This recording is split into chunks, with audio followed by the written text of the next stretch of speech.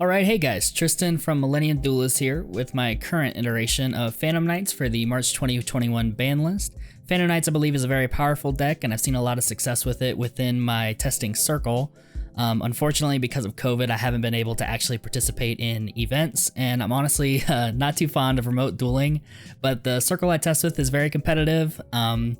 A lot of our guys, they play Dragon Link, Dogmatica variants, Striker, Salad, Prank Kids, so a little bit of Rogue kind of mixed in there with the kind of hot meta that is going on right now. But I do go more in depth with PK as a contender within the meta in our previous video, and I'll go ahead and link that down below. But for now, I figured let's just go ahead and see what I'm playing.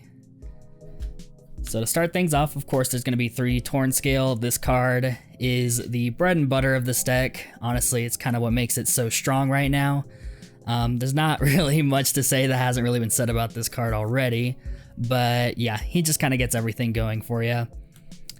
The ratio that we are still on is going to be 3 Silent Boot, 2 Ancient Cloak, and the 1 Ragged Gloves. And I've honestly tested with Silent Boots at 2 instead of the 3, but I do kind of like it in this version of the deck because of its ability to be an extender with your Torn Scale. Really, I think it just lets you play through a lot of interruption that way. So this feels good. Ragged Gloves at 1, I've also played a couple more, but I think you really only need it for that first turn 1, and then after that, you're pretty set. Going into our support for the deck, we're going to look at 3 Tour Guide, of course, very strong with the 3 Kagemusha Knight. These 2 cards go very hand in hand just because if you see Tour Guide with Kagemusha, that's typically your full combo. It does protect Tour Guide from the likes of Ash. With Imperm coming back, you know, it's not as powerful as it was maybe last format, but I still think this is definitely worth playing. We're running the little bit of a BA engine here, of course not running multiples of any of these guys really just because you need to see it for the turn 1 combo. Typically you're sending a Graph off Cherubini. If you open a BA, you'll be sending the Libic instead to special the guy from your hand. But yeah. And then 2 more extenders. I'm actually playing the 2 Danger Monsters. I think these cards are really good. They do kind of conflict a little bit with Prosperity, which I of course we'll show you later, but I am running. That draw I think is very good if you don't see Prosperity, but I am playing this over the 2 Psychic cards, or maybe with like the E-Telly. I think I like it right now, but of course that can always change, and I think maybe with Ghost Ogre maybe becoming a little bit more prevalent in the format, if it does, then I might see about taking these out. For now they're good though.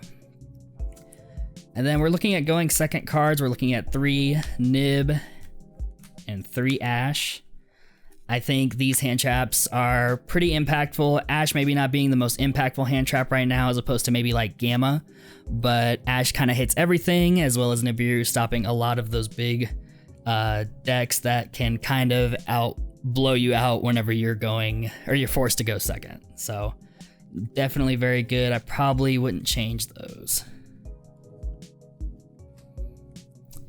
We are playing the Red Eyes package, so Dark Magician and Red Eyes are both going to be in here. The Ferocious Dragon with a deadly attack, and the Ultimate Wizard in terms of attack and defense. That really does it for the monster count though. Going into our spells, I think this card is insane right now. Of course, you guys have already pretty much heard that from everywhere else, but Prosperity in this deck I think is probably the best way to play this currently.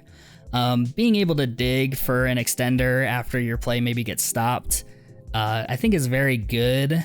And then I'll also show you guys what we do banish from the extra deck whenever we do play this card. It doesn't really come up as much as you think, where you're banishing cards that you would need to play. We play a lot of different situational cards in the extra deck, so this is very good. For 1-ofs, we're going to be, of course, looking at Rhoda. All your guys are warriors. Red Eyes Fusion, because Dragoon is very strong. Call by the Grave, very good card against pretty much everything on top of the hand traps if they try to stop you.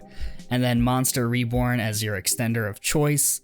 I think that is very good, especially with Bardiche. If it doesn't get negated on summon, then bringing that back with either Monster Reborn or Fogblade is very good. And then this card is actually a little situational maybe, but I am running Twin Twisters at the moment.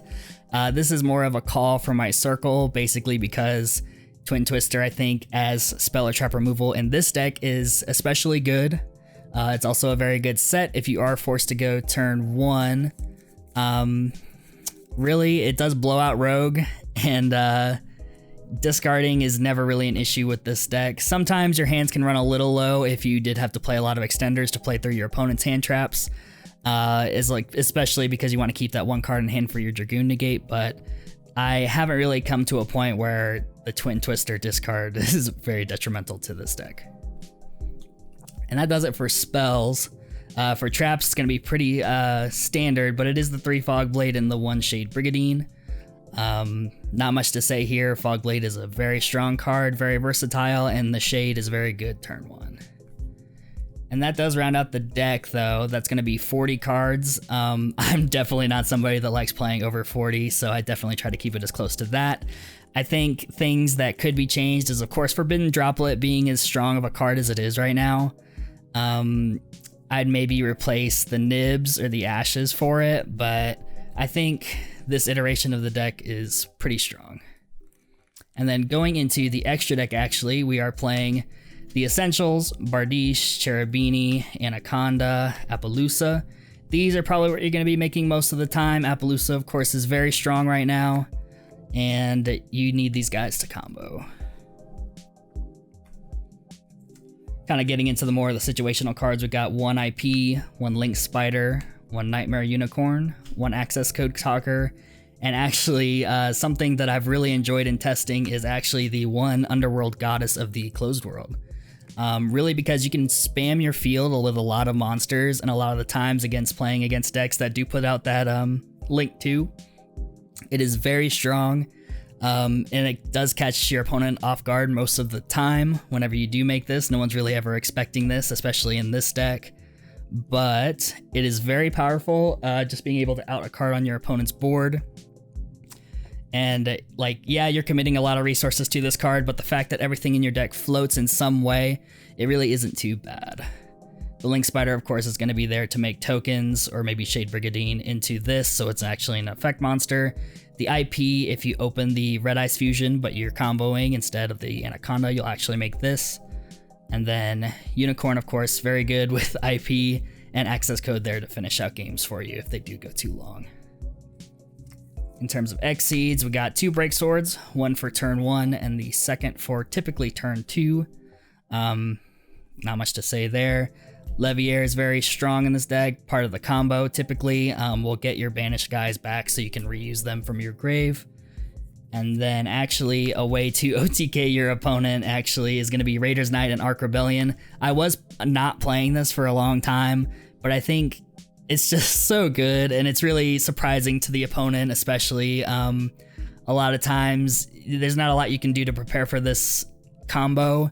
So typically if your plays are getting stopped by hand traps or opponent's interruptions, if you're going second and playing into them, you can get 2 guys on board to make your break sword, pop something with the break sword, bring your guys back for Raider's Knight, and then be able to punch over a big field for like a 1-hit KO with this guy. So very strong. And like I said, I wasn't playing this, and I do like the rank up magic spell. That does let you go into the Requiem Dragon, and that was the first iteration of the deck I was testing. But I think playing that card makes it so you don't want to really open the spell, and if you search it with Silent Boot, that's you kind of missing out on your Shade Brigandine search or your Fog Blade to set up your next turn. So I think this is correct, but of course I am open to testing those others as well. And then to finish the deck, of course, is Dragoon. Definitely the best card in this deck, honestly, and the reason why this deck I think is very strong at the moment. Dragoon is a powerhouse of a card. We've talked about it in multiple videos, but if you're making Dragoon, you're typically winning. And that about does it for the deck. Side deck wise, it's going to be pretty standard stuff. Stuff like Lancia, I mean, of course stops you, but stops your opponent more during their turn, so Lancia is very good. We actually are going to have a video coming up in the next week where we actually talk about what we're siding and why. So stay tuned for that. And that about does it for me, though. That is Phantom Knights in the 2021 March format. Thank you guys for watching, and let me know what builds you guys are actually playing. Thanks.